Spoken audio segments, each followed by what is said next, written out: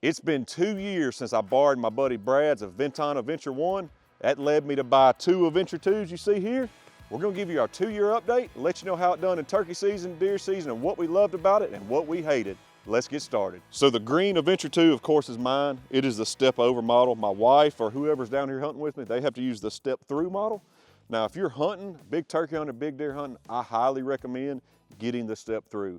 I think the step over looks a lot better, it looks more manly, but man, when you got your hunting clothes on, climbing stand, rifle, whatever you got, it is so much easier getting on and getting off the step through model versus the step over. Now I have about 379 miles on my bike.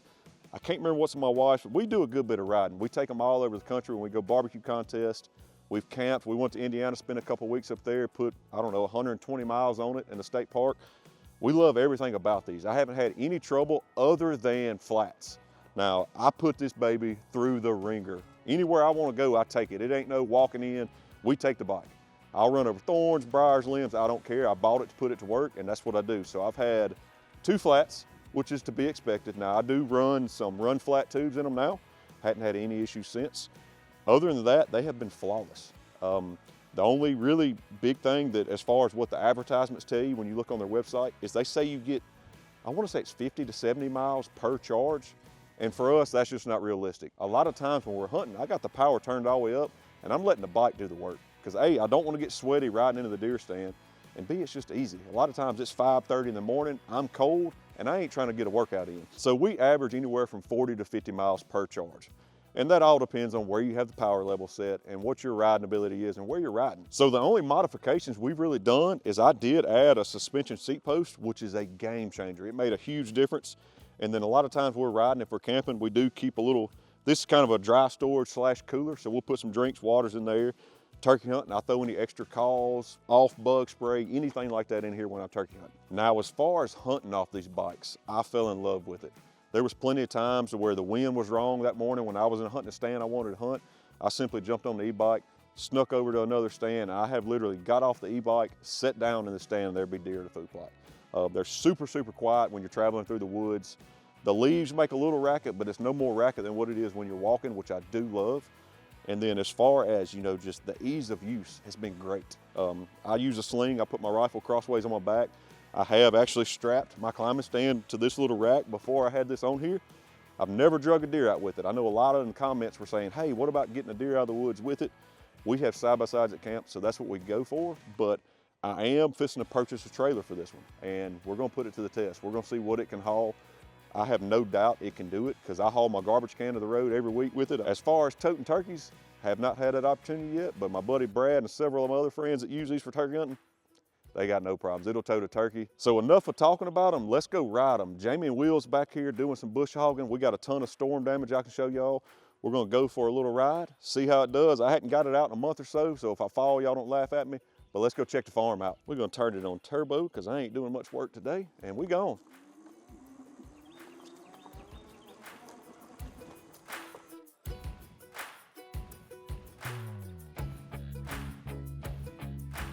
So we're pulling a big hill.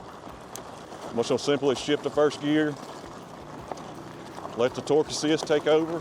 The torque sensor on these bikes are definitely the way to go in my opinion. A lot of people think with these e-bikes that, you know, if you wanna get it as a exercise tool, you don't get anything from it. That's completely false.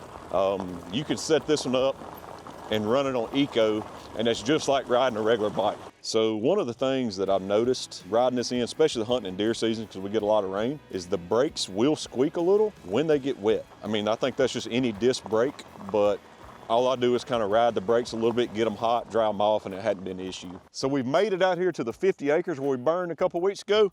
Y'all can tell it's pretty and green. Todd's got the drone up in the sky. He's gonna follow me around. We're gonna check the dove field, go down here with Jamie and Will where the bush hogging. We'll take you along with us. Give the e-bike a little test.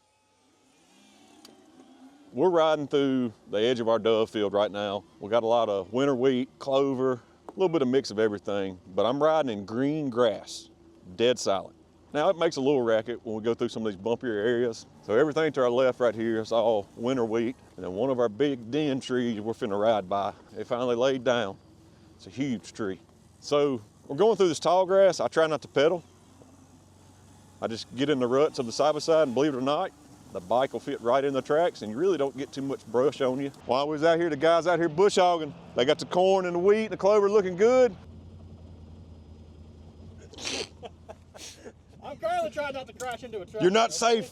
You're never safe. And that's the reason we have a good time at Buck Junkies. We treat our nerds with respect. Gonna make our way back up to the front. Good thing about going this way, we'll probably have a little bit of mud and water up here, so see how she does. These tires, believe it or not, do grip pretty good. And they're good tires. I know I said I've had 2 flats, but literally some of these fields we have out here are straight thorns, so I mean, that's to be expected. But as far as grip and traction, tires do pretty good. I mean, I wouldn't want any more aggressive just because I think it'd be too much resistance as far as pedaling goes, but I've hunted in the snow and ice and it does good. I'm not gonna say it does great, but it does good. It's actually pretty fun. That was the one time actually what messed up one of my tires was a piece of ice. We had a little bit of thaw and a refreeze and all the ice was kind of rigid and sharp and it just happened to cut the tire a little bit. Oh crap.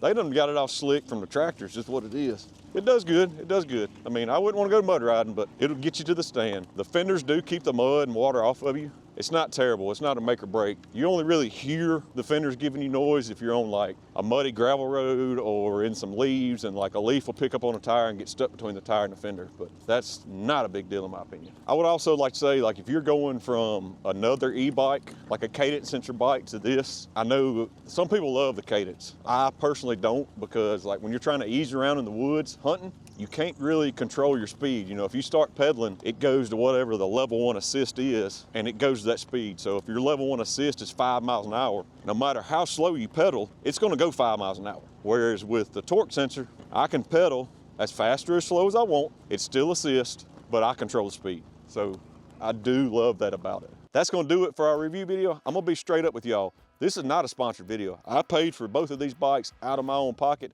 I've done my own research. Y'all do the same.